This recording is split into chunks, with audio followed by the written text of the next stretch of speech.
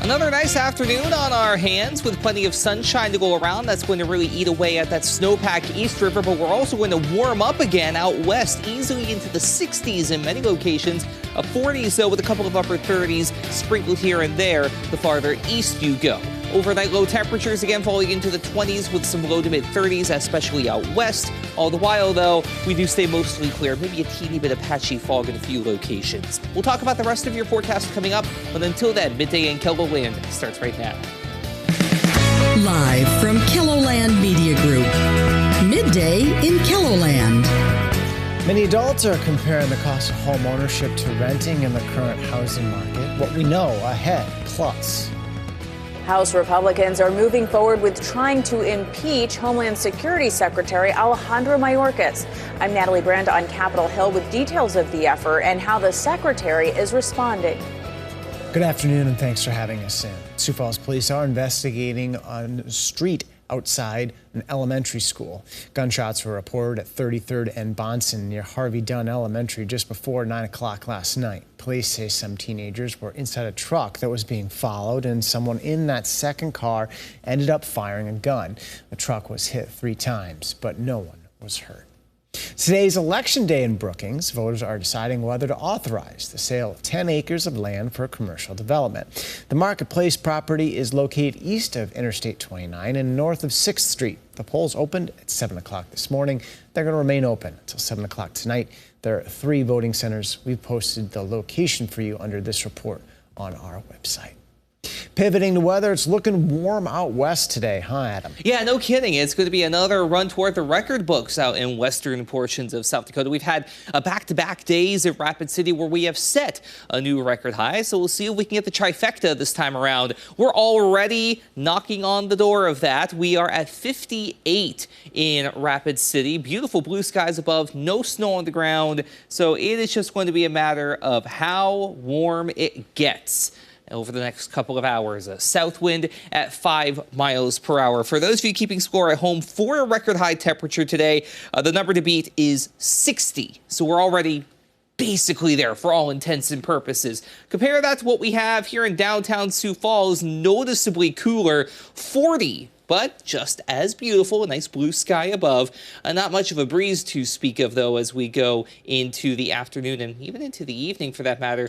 We're going to be doing pretty well for ourselves overall. So get out there and enjoy this day if you have the chance to do so. If not, well, you're going to have a couple more opportunities to be able to do so. Temperatures across the region in the 30s and low 30s at that, up towards Sisseton, Marshall, and Ortonville, 32 and 30 respectively. 32 Worthington, 42 in Huron, 50 Phillip, near 60 also in Buffalo and Spearfish at 58 and 59 respectively. So we're going to continue with this well above average run of weather, which is surprisingly enough ever so slightly cooler in Rapid City by 1 degree. Compare that to your East River counterparts, especially up and east of the Prairie Coteau and the Buffalo Ridge, where we are anywhere from 5 to 15 degrees cooler now as opposed to yesterday afternoon, or at least toward the lunch hour. The rest of your day today is going to feature plentiful amounts of sunshine, temperatures ranging from the upper 30s to low to mid 40s in both southeastern and northeastern KELOLAND, for that matter, with a nice light breeze that's going to gradually turn to the south. So we are going to have a little bit of patchy fog that will try and develop at times. From there, we head out west, which will also feature plentiful amounts of sunshine, but also plentiful amounts of unseasonable warmth. We're going to be talking about highs today, West River, especially out toward Rapid City, that are going to be upward of 30 degrees above average for this time of year. We'll talk about the rest of your 7-day forecast in a little more detail coming up in just a bit. Sounds good. Thank you, Adam. The Toy Lending Library has 1,500 toy boxes to help children up to 5 learn through play. The organization's newest toy boxes focus on countries and cultures. There are 25 boxes total from 5 countries, including Brazil, China, Japan, Mexico, and Russia. It was like months of research and talking to people, and I need toys that were approved to be for children to use. We check for recalls. It's like a long process, and finding the books that go with that. But it also it's pretty rewarding now that we have the boxes ready. The main office of the Toy Lending Library is located at the First United Methodist Church in Sioux Falls. We'll hear from a parent about the importance of learning about different cultures tonight on KELOLAND News. U.S. existing home sales hit a 13-year low last year as demand in the housing market across the country slowed for rising home prices and interest rates. In October, mortgage rates were at a two-decade high. Rates have dropped more than a full percentage point since then, but the increased monthly costs are still preventing some people from leaving the rental market. We're reaching our 30s now, and we're just now buying a house, but there is something to say about renting in terms of convenience for people who, like us, move around a lot. But for some families, making the switch from renters to homeowners still makes sense, not mattering exactly what's happening in the economy.